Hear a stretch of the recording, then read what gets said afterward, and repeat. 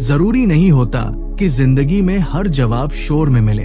कभी कभी एक ऐसा पल आता है जब सब कुछ शांत होता है, रात के सन्नाटे में या फिर रोजमर्रा की जिंदगी की भागदौड़ में, और उसी पल में हमारी आत्मा हमसे कुछ ऐसे सवाल पूछती है जो दिल अकेले नहीं संभाल सकता।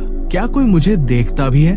क्या कोई मेरी तकलीफ को समझता है? क्या मेरी जिंदगी बस यूं ही हो रही है या इसका भी कोई मकसद है? शायद आपने भी कभी ये महसूस किया हो। आपने दिल से दुआ की होगी, लोगों को अपनाया होगा, तरक्की की कोशिश की होगी, फिर भी एक वक्त ऐसा आया होगा जब आप छत की ओर ताकते हुए सोचते होंगे, क्या मेरी आवाज की कोई अहमियत है? दुनिया कहती है चलते रहो, मेहनत करते रहो और बेहतर बनते रहो, लेकिन अंदर कहीं एक मासूम सा रोना है। ये कमजोरी की आवाज नहीं बल्कि चाहत की है कि कोई हमें हमारे कामों से नहीं, हमारे वजूद से पहचाने। और आज मैं आपको बताने आया हूँ, आप देखे जा रहे हैं, कोई यूं ही नजर डालकर नहीं, बल्कि वो देख रहा है जिसने आपको बनाया है, जो आपके हर एहसास को, हर खामोश आह को जानता है। आपको लगता होगा कि आप बस जी रहे हैं, किसी तरह टिके हुए हैं, लेकिन खुदा देख रहा है उस इंसान को जो अकेले में रोता है, और वो सजा लेकर नहीं, प्यार लेकर आता है, वो दया लेकर आता है। वो आपके पास झुककर कहता है,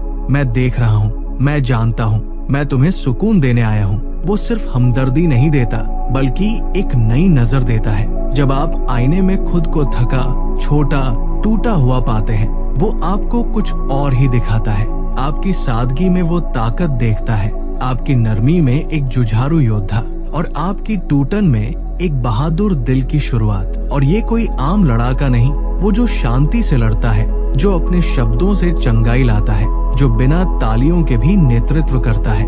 ईश्वर की नजर में आप सिर्फ अपनी मुश्किलों या गलतियों से बढ़कर हैं। आप उसके अपने हैं, चुने गए हैं, प्यारे हैं, थामे गए हैं। और अब बात सुनिए जो शायद आपको अंदर से हिला दे, वही आत्मा जिसने सितारों को बनाया, आकाश गंगाओं को रचा, समुद्रों को आकार दिया, वही ताकत आपके भीतर है। ये कोई शायरी नहीं है, ये कोई भावनात्मक कल्पना नहीं, ये हकीकत है। आप चाहे जितने भी सामान्य क्यों न लगे, भीड़ का एक चेहरा जैसा महसूस करें, लेकिन जब आप बाहर निकलते हैं, जब आप बोलते हैं, किसी के साथ दया से पेश आते हैं, सच्चाई से जीते हैं, आप ईश्वर की उपस्थिति को साथ लेकर चलते हैं। आप खाली नहीं हैं, आप लाचार नहीं हैं। आपके भीतर इतनी शक्ति है कि आप जहाँ भी जाएं, वहाँ की फिजा बदल सकती है, बस अपने विनम्र और गरिमामय होने से। ये घमंड नहीं है, ये भ्रम नहीं है, ये आपकी आत्मिक विरासत है। और शायद अब आप सोच रहे हो, लेकिन मैं गलतियाँ करता हूँ, मैं दूसरों को दुख देता हूँ, मैं खुद को भी तकलीफ देता हूँ। हाँ, हम सब गिरते हैं, हम सब से गलतियाँ होती है, लेकिन जरा गौर से सुनिए, ईश्वर ने आपको परिपूर्ण होने के लिए नहीं बुलाया है, बल्कि बदलने के लिए बुलाया है। उसने आपको आत्म संयम दिया है, ये ताकत दी है कि आप अपनी जुबान और अपनी नजरें काबू में रख सके।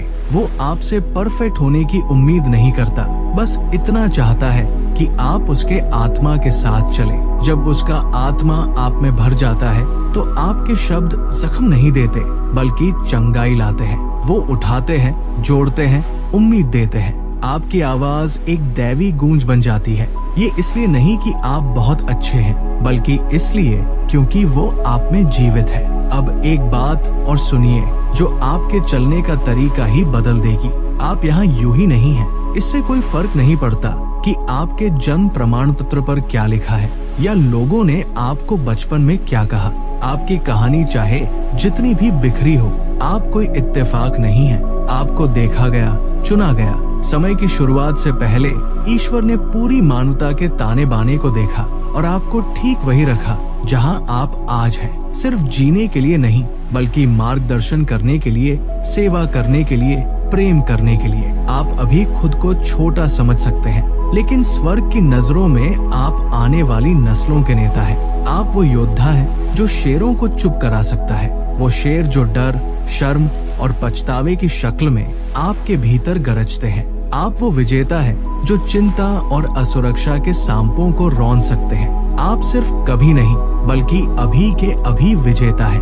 आप पैदा ही जीतने के लिए हुए हैं। लेकिन अगर आईने में खुद को देखकर वो ताकत नजर नहीं आती, तो मैं आपको याद दिलाना चाहता हूँ, विश्वास वो चश्मा है जिससे आप खुद को वैसा देख सकते हैं जैसा आप वास्तव में हैं। आप तब नहीं जीतते जब आपके जज्बात साथ दे, आप तब जीतते हैं जब आप मान लेते हैं कि ईश्वर आपके बारे में क्या सोचता है। लड़ाई हथियारों से नहीं, विश्वास से जीती जाती है।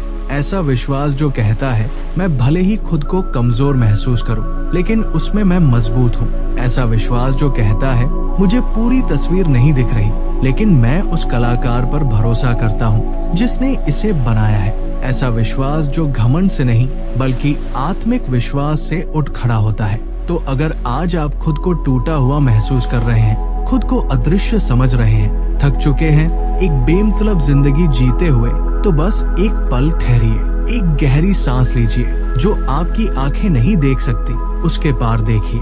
इन शब्दों को सिर्फ कानों से नहीं, आत्मा से सुनिए। आप पूरी तरह से देखे गए हैं। आप ईश्वरीय शक्ति से भरे हुए हैं। आपको दुनिया बनने से पहले ही चुना गया था, और भले ही राह कठिन हो, रातें लंबी हो, आप अकेले नहीं चल रहे। स्वर्ग आपके साथ चल रहा है। आत्मा आपके भीतर जीवित है।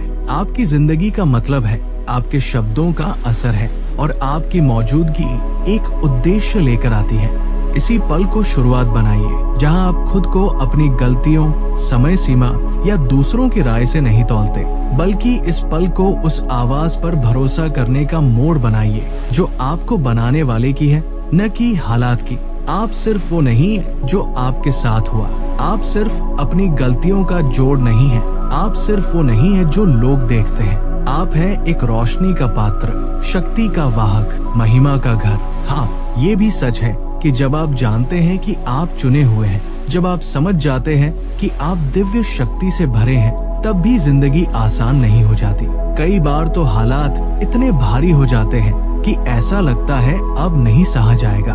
परिवार की उम्मीदें, पैसों की चिंता, दिल के पुराने जख्म और ऊपर से आत्मा की खामोशी। आप प्रार्थना करते हैं और लगता है जैसे ऊपर कोई सुन ही नहीं रहा। आप अच्छा करने की कोशिश करते हैं, फिर भी सब बिखर जाता है। आप जवाब चाहते हैं पर बस सन्नाटा गूंजता है। ऐसे में लगता है शायद ईश्वर ने हमें भुला दिया है, शायद हम अच्छे से दुआ नहीं कर रहे, शायद हमें ही कोई कमी है। लेकिन हकीकत इससे कहीं गहरी है। क्या हो अगर वो सन्नाटा इनकार नहीं बल्कि रक्षा हो? क्या हो अगर वो बंद दरवाजा इनकार नहीं, तैयारी का हिस्सा हो? ईश्वर कोई वेंडिंग मशीन नहीं है कि जो मांगे मिल जाए। वो एक पिता है, बुद्धिमान, दयालु, हर बात जानने वाला पिता।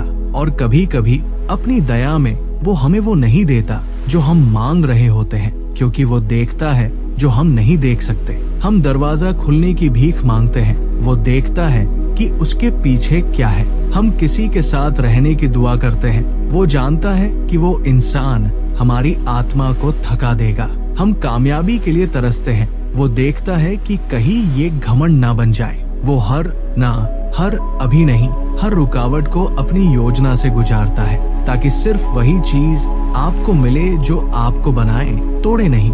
आज नहीं समझ पाएंगे, लेकिन एक दिन जरूर कहेंगे, धन्यवाद परमेश्वर, जो आपने वो नहीं दिया जो मैं मांग रहा था। और अब ध्यान से सुनिए, आप उस पर भरोसा कर सकते हैं, भले ही सब बिखरा हो। असली भरोसा तब साबित होता है जब कुछ भी समझ में नहीं आता, जब प्रार्थना का जवाब नहीं आता और फिर भी आप सिर उठाकर कहते हैं, मैं तुझ पर भरोसा करता हूँ। यही होता है असली विश्वास, यही होता है आत्मिक रिश्ता। ईश्वर को परिपूर्ण अनुयायी नहीं चाहिए, उसे सच्चे दिल चाहिए। तो अब निडर होकर चलिए, गहराई से प्रेम कीजिए, पूरी तरह समर्पण कीजिए। आपको भले आज पूरी तस्वीर न दिख रही हो, लेकिन ईश्वर आपकी जिंदगी से एक अनंत चित्र बना रहा है। और जब सब खत्म होगा, जब आंधियां थम जाएंगी, आप पीछे मुड़कर देखेंगे, अफसोस से नहीं बल्कि अचंभे से, क्योंकि तब आपको दिखेगा कि हर खामोशी पवित्र थी, हर ना एक रक्षा थी, हर टूटा पल एक कृपा का द्वार था। और तब आपको पूरे यकीन के साथ एहसास होगा, आप कभी अकेले नहीं थे। आप हमेशा चुने हुए थे, हमेशा प्यार किए गए थे, हमेशा थामे गए थे। इस सच्चाई को अपने भीतर गहराई तक उतार लीजिए, और कल जब आप फिर से दुनिया का सामना करें, याद रखिए, आप सिर्फ जिंदा रहने के लिए नहीं बने, आप बनाए गए हैं खिलने के लिए, चमकने के लिए और अंतिम क्षण तक जीतने के लिए। और चाहे आप कितने भी दूर क्यों न लगे, आप अब भी सिर्फ एक सच्चे समर्पण से घर लौट सकते हैं।